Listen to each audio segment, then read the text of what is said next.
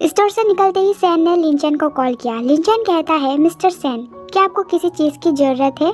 इसका मतलब वो लियान के बारे में सैन को कुछ बताना नहीं चाहता। सैन कहता है, मैंने अभी अभी न्यूज़ देखा। लियांजू अभी कैसा है?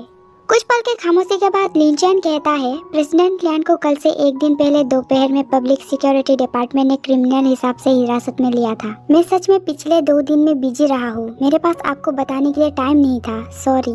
तो कुछ पल के खामोशी के बाद सैन कहता है, क्या चैन फैमिली ने ऐसा किया?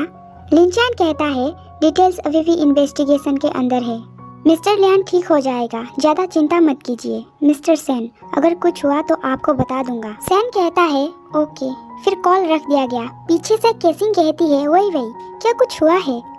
क्या तुम मुझसे बात नहीं कर सकते? असल में मैं तुम्हारे प्राइवेट अफेयर्स के बारे में पूछताछ करना नहीं चाहता। मुझे बस ये लगती है कि तुम्हारा स्टेट अच्छा नहीं है। मैं तुम्हारे लिए वरीड हूँ। कुछ पल के खामोशी के बाद सैन कहता है, मेरी मेट, उसे कुछ हुआ है। मैंने अभी अभी उसके असिस्टेंट को कॉल किया और सिचुएशन ज़्यादा ऑप्टिमिस्टिक नहीं है। केसिंग कहती है, और वापस चले। सैन कहता है, ये कल वापस जाने जैसा ही होगा। उसे मेरी ज़रूरत नहीं है। उसके लिए ये कोई और हैंडल कर लेगा। मेरे एग्जिस्टेंस में सिर्फ और बवाल करना होगा। सैन को लगता है ये सब कुछ उसके वजह से हो रहा है क्योंकि लियान ने निंजू से शादी करने से मना किया और उससे शादी कर ली। मिस्टर चैन उस वक्त बहुत गुस्सा हो गया था और लियान के साथ उन लोगों का रिलेशन खराब हो गया। अब सैन को लगता है ये सब किया धारा चैन फैमिली का ही है। सुबह के टाइम सैन कुकिंग करते हुए सोच रहा था, मैं कल मॉर्निंग चिंगयुआन माउंटेन से वापस आया।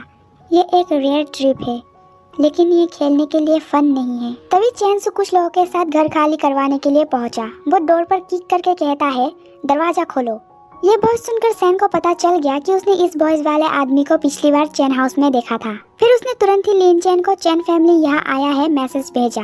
बाहर चैनसू दरवाजा पीटते हुए डोर ओपन करने को कह रहा था। सैन ओपन करके कहता है, क्या हुआ? चैनसू अंदर आके कहता है, ये हाउस सच में नाइस है। सैन कहता है, क्या तुम्हें कुछ करना है? चैनसू बिना एक शब्द कहे बैठ गया। असल में तुम करना क्या चाहते हो? तो चैनसू कहता है, इन सभी जंक को रिप्लेस करने का टाइम आ गया है। ये फ्लावर पॉट, ये डाइनिंग टेबल, स्प्रे और ये कॉफ़ी टेबल मोस्ट एनोइंग है। फिर वह चुटकी बजाते हुए कहता है, मेरे लिए इन सब को बाहर फेंक दो। ऑर्डर्स मिलते ही लोग टेबल को उठाने लगा। सैन कहता है, तुम्हारा मतलब क्या है? सैन की हिम्मत देखकर चैनसू सोचता है, ये कहना बुरा नहीं होगा कि लियांजू की नज़र बुरा नहीं है जितना मैंने इमेजिन किया था। फिर वो खड़ा होकर कहता है, मैंने कहा लियांजू वहाँ चला गया।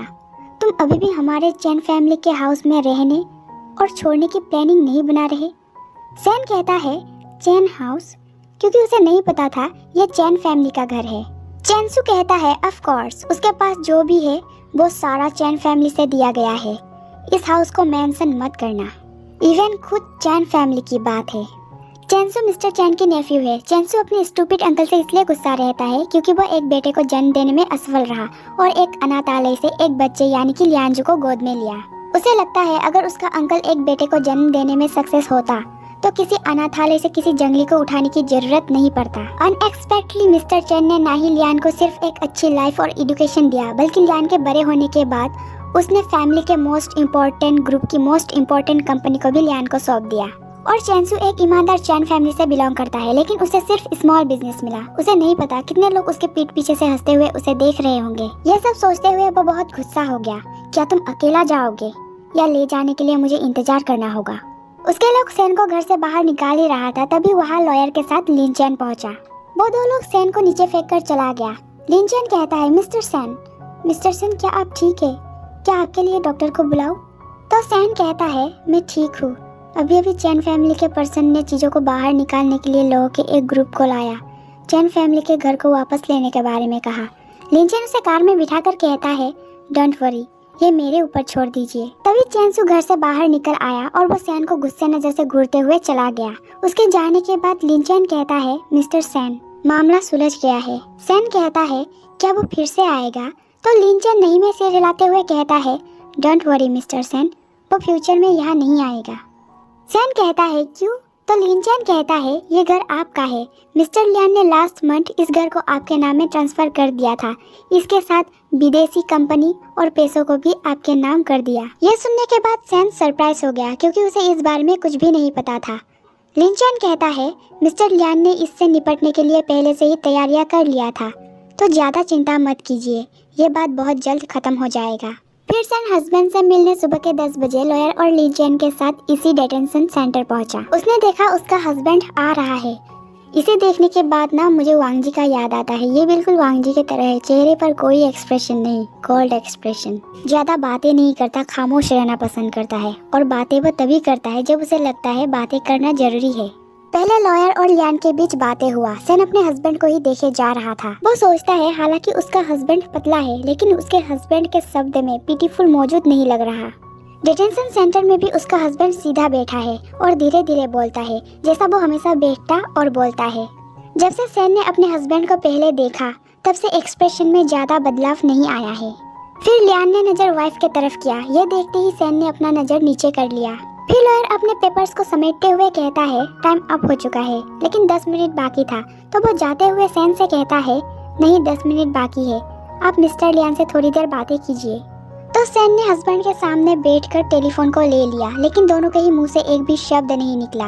लियान बातों को स्टार्ट करते हुए कहता है, तुम मोटे हो रहे हो। सैन अपने चिक्स को टच करके कहता है, रियली? तो लियान उसके पेट में नजर करके कहता है, पेट? उसका मतलब था तुम्हारा पेट मोटा हो रहा है। सैन अपने बेली को टच करके कहता है, हाँ, ये 3 महीने से ज्यादा हो गया है। लियान कहता है, मुझे पता है। सैन खुश होकर कहता है, मैं ऑलरेडी बेबी का हार्ट बीट सुन सकता हूँ। लियान कहता है, उसके मुंह से सिर्फ पाकर सैन थोड़ा उदास हो गया। वो भी कहता है, वो कॉल रखने ही वाला था। तभी लियान कहता है, ये कैसा है? सैन कहता है, क्या? उसका हस्बैंड तो उसे ही देखे जा रहा था। लियान वाइफ को देखते हुए ही कहता है, हार्ट बीट, यह किस तरह का है? मतलब वो अपने होने वाले लिटिल वन के बारे में जानना चाहता था, लेकिन कहीं ना कहीं सैन को लगता है लियान उसका ख्याल नहीं रखता और उसके बारे में परवाह नहीं करता। माय डियर्स, अगर आप लोगों ने इस मंगा को क्रोम या गूगल से रीड किया तो आप लोगों को वैसा ही रीड करने मिलेंगे जैसा मैंने एक्सप्लेन किया, और अगर आप लोगों ने इसे किसी ऐप से रीड किया तो थोड़ा थोड़ा कुछ बातें अलग मिलेंगे। मैं इसे किसी ऐप से रीड नहीं करती क्योंकि वहाँ उतना चैप्टर नहीं है जितना चैप्टर मैं जहाँ से रीड करती हूँ वहाँ है। डेविल बॉक्स और मेमोरीज को भी मैं कंटिन्यू करूँगी। इससे पहले आप लोगों को इस मंगा में बहुत सारे प्यार देना है, लाइक करना, कमेंट करके जरूर बताना कैसा लगा। मिलेंगे नेक्स्ट पार्ट में, तब तक के लिए बाय।